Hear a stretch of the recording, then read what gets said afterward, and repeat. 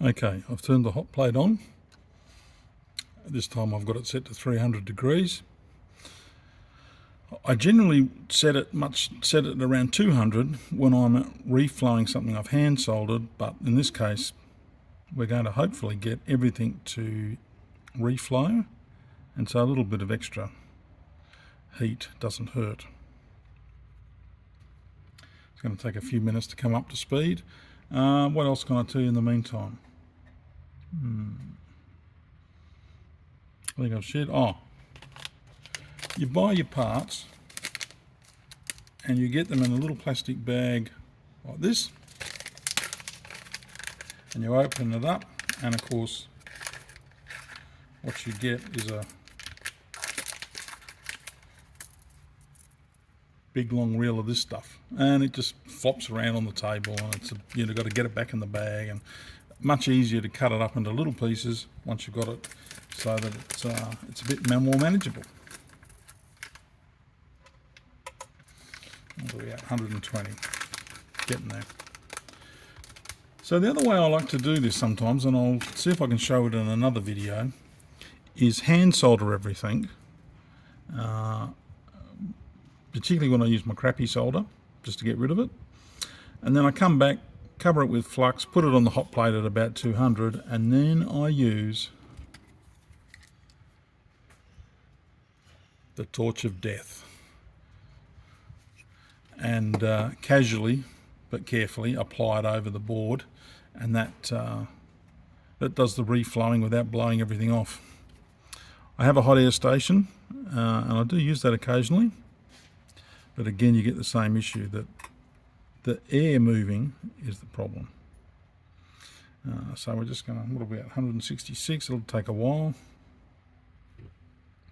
The other thing that I do is to get a good heat transfer.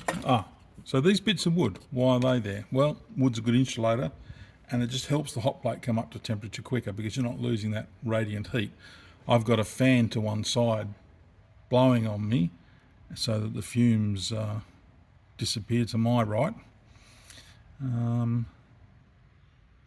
the bits of wood help provide a bit of a windshield. There we go, 190 degrees, not going to see anything yet, still needs a bit.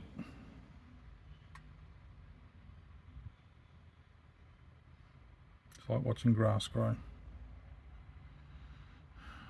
Might have been exciting the first time I did it, but now it's just part of the role of putting it together. So I have a scrap bit of circuit board, and I use that to push down carefully. You don't want to just make everything fly off.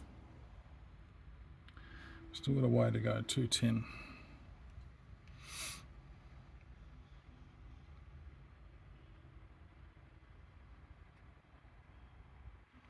You see, you might notice on the video now there's a bit of smoke. Not sure. Not sure how the flickering from the LEDs is going to work in practice. Okay, so now we're getting close. At least on this board here in the middle.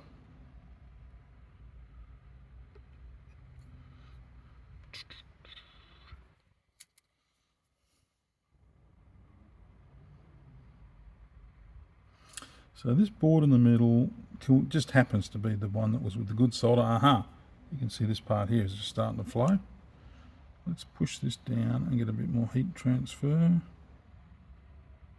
You'll see now as you move stuff around, you'll see that sticky and pulling back, so that's doing the job. Get him a bit on You can't reposition stuff if it's in a toaster oven, but you can when it's on a hot plate. And because I don't use solder paste, but this method, you see that one settled nicely. How about this diode? They sometimes need a bit of a nudge. Yeah, that looks okay. That looks okay. Yep. Oh, there, the regulator's pulled around. What about this diode? Our big capacitor, we stood on at the side. Yep, that's on. That's on. Oh, looking good. Just this little one here that we ripped the pad off, and as it turns out, we didn't actually solder the other one, so that's just sitting there. I'll have to hand solder that later. That's all looking good. Ouch. Looking good.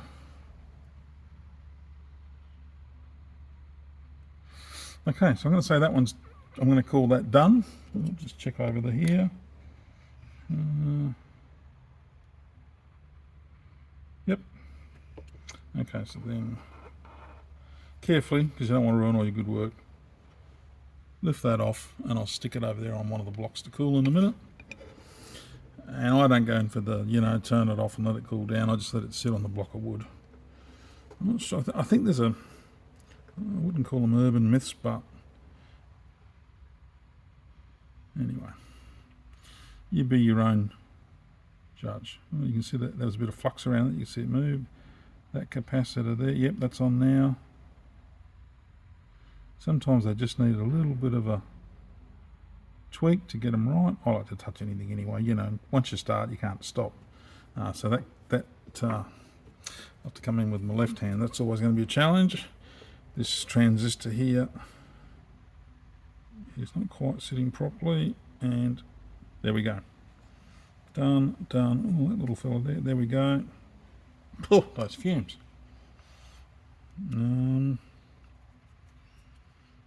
You're looking pretty good. Almost there. So you can see what the flux does. It keeps the solder tension low, helps everything stick together. That's it. Sometimes you just got to give them a tap to get them to do their thing.